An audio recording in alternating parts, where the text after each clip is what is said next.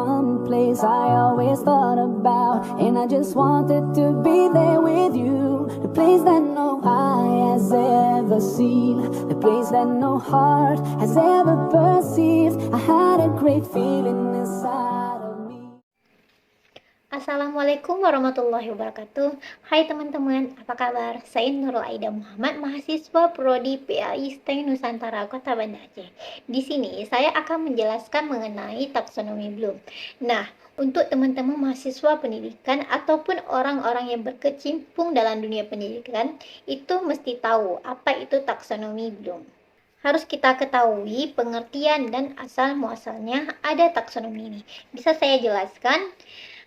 Dari bahasa Yunani, taksonomi yaitu tasien yang artinya adalah mengedifikasi, dan nomos yang artinya adalah hukum.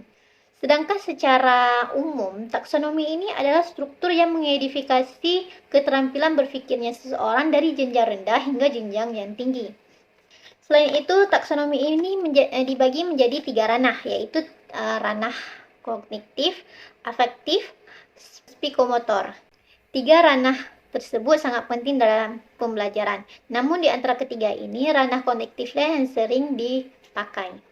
Taksonomi Bloom pertama kali diterbitkan pada tahun 1956 oleh seorang psikolog pendidikan yang bernama yaitu Benjamin Bloom yang berkebangsaan Amerika Serikat. Awalnya, taksonomi ini terbagi menjadi 2 ranah, yaitu kognitif dan afektif. Dan akhirnya pada tahun 1966 ada penambahan yaitu psikomotor yang melengkapi apa yang telah dibuat oleh Pak Benjamin Bloom ini.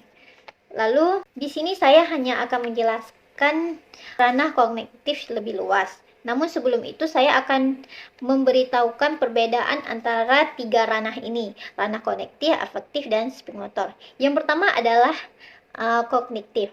Kognitif ini merupakan ranah yang mencakup pengenalan atau ingatan terhadap fakta-fakta tertentu, pola-pola prosedural, dan konsep-konsep yang menunjukkan berkembangnya kemampuan dan skill intelektualnya seseorang dalam pembelajaran. Sedangkan ranah afektif merupakan ranah yang berkaitan dengan emosional, dengan perasaan, tingkatan penolakan atau penerimaan seseorang dalam suatu pembelajaran. Sedangkan jika dari ranah psikomotor sendiri merupakan ranah yang berkaitan dengan gerakan fisik dan keterampilan yang diperlukan dalam suatu pembelajaran. Sudah saya beritahu mengenai perbedaan antara 3 ranah ini. Lalu di ranah kognitif ini, pada tahun 1990, salah satu daripada murid Benjamin Bloom ini yang bernama Laurie Anderson merevisi taksonomi Bloom kognitif. Hasil daripada revisinya itu dipublikasikan pada tahun 2021, di mana revisi itu yang kita pakai hingga sekarang, yang bernama taksonomi Bloom revisi. Coba kita lihat dulu bagaimana perbedaan dari taksonomi lama dan taksonomi Bloom revisi.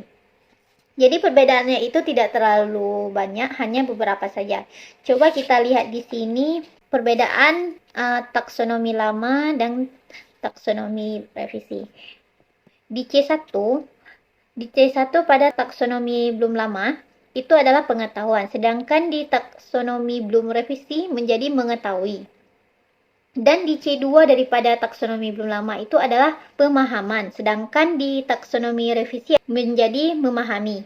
Dan di C3 penerapan, di revisinya menjadi menerapkan, di C4-nya analisis, dan di revisinya menjadi menganalisis. Di C5-nya sintesis, sedangkan di revisinya menjadi evaluasi. Nah, di sini tampak bedanya, taksonomi Bloom lama di C5 sintesis, sedangkan di revisi menjadi evaluasi. Di C6 evaluasi, revisi menjadi menciptakan.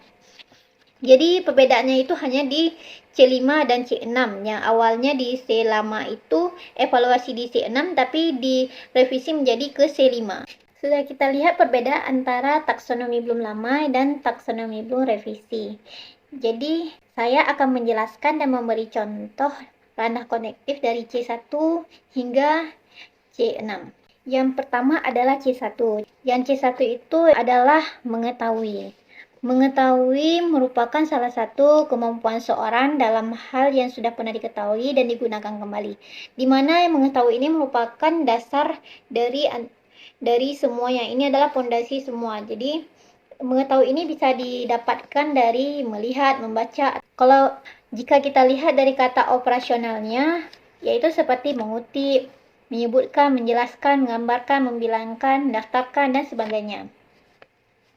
Dan di C2 itu adalah memahami. Memahami merupakan kemampuan seseorang yang telah mengerti atau memahami sesuatu yang diketahui apa saja yang telah dibaca, melihat, atau yang telah dipelajari. Di C3 ada penerapan. Penerapan ini merupakan kemampuan seseorang dalam menerapkan apa yang sudah dibaca dan dia pahami. Kata operasional daripada penerapan ini adalah seperti menegaskan, mengurutkan, menentukan, menerapkan, menyesuaikan, mengkalkulasikan, dan seterusnya. Dan di C4 yaitu menganalisis. Menganalisis merupakan kemampuan seseorang dalam memeriksa suatu yang dapat melihat sebab terjadinya suatu kejadian dengan hasil dugaannya sendiri. Kata operasional C4 yaitu seperti mengutip, memecahkan, menegaskan, mendeteksi, menyeleksi, dan sebagainya. Dan di C5 itu bisa kita lihat adalah mengevaluasi. Mengevaluasi adalah suatu proses yang menyediakan informasi tentang sejauh mana suatu kegiatan tertentu yang telah dicapai, bagaimana perbedaan pencapaiannya itu dengan suatu standar tertentu, serta bagaimana manfaat yang telah dikerjakan bila dibandingkan dengan harapan yang diinginkan. Di mana kata operasional daripada evaluasi ini adalah seperti membandingkan, menyimpulkan, menilai, dan mengarah, mengkritik, dan menimbang, dan sebagainya. Dan di C6 ini adalah yang paling tinggi, di mana di C6 ini adalah menciptakan. Menciptakan merupakan membuat atau membangun suatu yang belum ada maupun yang belum pernah ada. Jadi ini yang di C6 ini adalah paling tinggi, di mana jika seseorang sudah mencapai di C6 ini, maka dia bisa menciptakan sesuatu hal yang baru. Maka kebanyakan jika kita lihat bisa dibilang seseorang sudah menguasai itu apabila dia sudah mencapai C4, C5, C6, itu bisa memiliki sifat kreatif, kritis, dan mampu menciptakan hal baru. Nah, ini contohnya. Saya akan memberi contoh pada seorang konsultan dari C1 hingga C6. Di C1 yaitu mengetahui. Misalkan seorang konsultan ingin membangun sebuah bangunan, di mana konsultan tersebut harus mengetahui, membaca peraturan yang ada sebelum membangun bangunan tersebut. Setelah konsultan ini membaca, maka dia dapat memahami, di mana memahami ini sudah masuk ke C2. Di C2 memahami, seperti konsultan tadi, di mana konsultan tersebut sudah mempelajari yang telah dia baca dan dia pahami apa saja yang perlu dipersiapkan untuk membangun sebuah bangunan. Selanjutnya setelah dia paham, dia dapat menerapkan, yaitu di C3. Jadi di C3 konsultan ini menerapkan apa yang dia pahami dengan peraturan-peraturan yang ada untuk membangun sebuah bangunan. Setelah dia terapkan, maka dia dapat menganalisis. Menganalisis ini sudah di C4. Maka konsultan ini menganalisis apa yang telah dia terapkan tadi. Dia periksa terlebih dahulu sesuai atau tidak. Jika hasilnya telah sesuai dengan prosedur yang ada, maka dia akan mengevaluasi. Di C5 mengevaluasi. Di sini konsultan tersebut sudah mampu menilai, menyimpulkan, dan memutuskan apakah bangunan tersebut sesuai dengan prosedur yang sudah direncanakan. Jika sudah sesuai, maka dapat dibangun atau diciptakan yang ingin diciptakan. Lalu di C6, di tahapan ini konsultan tersebut sudah dapat membangun dan menciptakan sebuah bangunan yang telah direncanakan sejak awal. Inilah tahapan akhir dari sebuah keberhasilan atau kesuksesan yang telah direncanakan sejak awal. Jadi sekian penjelasan saya mengenai taksonomi Bloom ranah konektif ini. Jika ada kekurangan dan kesalahan dari saya mohon maaf.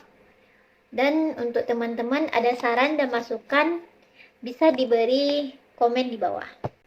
Sekian, assalamualaikum warahmatullahi wabarakatuh.